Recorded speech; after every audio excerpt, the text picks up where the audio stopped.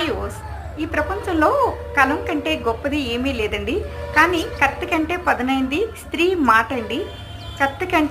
కత్తికి రెండు వైపులా పదునుంటుంది కదండి. అలానే తెలివైన స్త్రీ ఆడే ప్రతి మాటకి కూడా రెండు వైపులా అంటే బ్యాలెన్స్ చేసుకుని మాట్లాడుతూ ఉంటారండి. నేనిప్పుడు స్త్రీ పక్షపాతివాదినండి.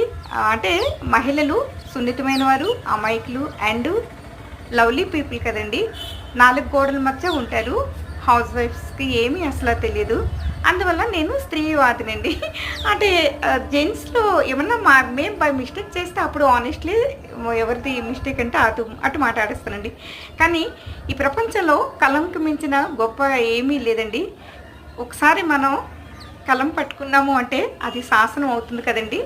అలానే అన్నింటికంటే కూడా పదునైనది కత్తి కంటే, కలం కంటే అన్నిటికంటే పదునైనది ప్రపంచంలో వాక్ దాటండి, వాక్ మాట అండి.